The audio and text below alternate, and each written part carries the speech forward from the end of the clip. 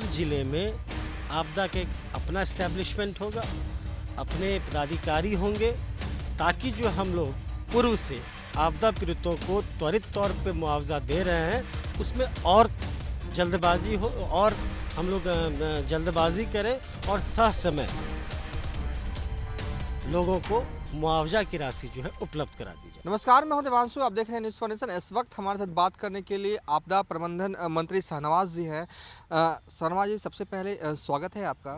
चलिए, धन्यवाद। एक सवाल है, जब आप मंत्री बने थे, अब 4 महीने हो गए, तो आपने कहा था कि आपका सबसे प्रथम लक्ष्य जो है वो आपदा पीड़ित जो है उनको इंस्टेंट रिलीफ दिलवाने का। क्या इस जो आप विज़न में आप कामयाब हो पाए हैं, और आगे आप क्या कुछ करने वाले हैं साल 2023 में? देखिए, हम लोग का महागठबंधन की सरकार बनने के बाद आदरणीय मुख्यमंत्री नीतीश कुमार जी के नेतृत्व में, आदरणीय तेजस्वी जी के नेतृत्व में बिहार के कुछ ज़िलों में सुखाड़ की स्थिति उत्पन्न हुई थी। फसल क्षति का जो राशि था, मुआवजा था, जिन भी ज़िलों में इस तरह की स्थिति उत्पन्न हुई थी, तो माननीय मुख्यमंत्री जी के निर्देश में त्वरित तौर पे हम समझते हैं कि छठ पूर्व पर्व जो आ रहे थे, उनसे पूर्व जो है सभी लोगों के खाते में वो राशि मुहैया करा दी गई। कुछ ज़िलों में 4-5 एक ज़िलों में बाढ़ की स्थिति उत्पन्न हुई थी, उन ज़िलों में भी जो है मुआवजे की राशि उपलब्ध करा दी गई। दूसरी सबसे बड़ी बात ये हुई कि माननीय मुख्यमंत्री जी के निर्देश पे, उनके नेतृत्व में,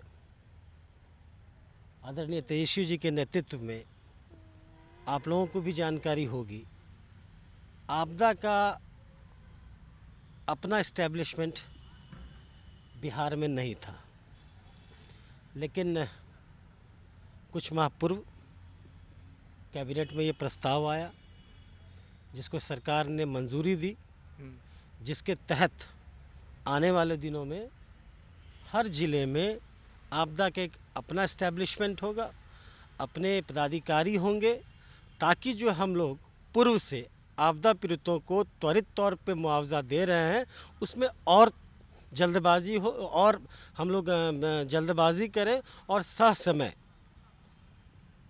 लोगों को मुआवजा की राशि जो है उपलब्ध करा दी जाए। यानी कि आपके विभाग में भी वैकेंसी निकलने वाली है? हाँ, वो तो निकल ही चुका है, निकल ही चुका है। आपने देखा होगा, पिछले ही कैबिनेट में आया है। एक सवाल है कि अब क्या है, क्योंकि 4 महीने हो गए, आगे क्या करने का विज़न आप लेकर चल रहे हैं अपने विभाग में, खासकर आपदा प्रबंधन विभाग में? देखिए, हम तो ईश्वर अल्लाह से यही दुआ करेंगे बिहार में या भारत में किसी प्रकार की आपदा की स्थिति उत्पन्न ना हो, लेकिन फिर भी ये तो नेचुरल चीज़ है।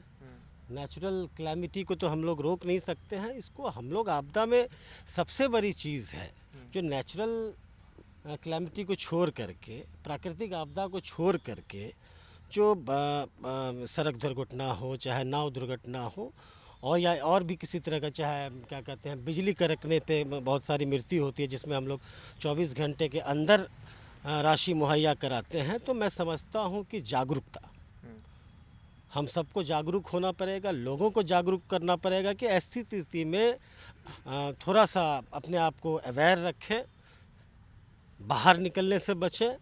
तो ये सबसे अवेयरनेस जो है सबसे बड़ा चीज़ है। एक आखिरी सवाल, सीमांचल से ताल्लुक़ रखते हैं, और सीमांचल हर साल वहाँ पर बाढ़ आती है और लोगों की ज़िंदगियाँ जो हैं वो बर्बाद हो जाती है, क्योंकि अब सीमांचल के लोगों का भरोसा जो है वो बढ़ा है, क्योंकि आप सीमांचल से ही ताल्लुक़ रखते हैं। उन सब समस्याओं पर निजात दिलाने के लिए क्या कुछ कर रहे हैं आप? देखिए, सबसे पहले तो ईश्वर का शुक्रिया अदा करेंगे, इस बार बिहार सीमांचल में बाढ़ की स्थिति उत्पन्न नहीं। दूसरी चीज़ है कि वहाँ पे नदियों का जाल है।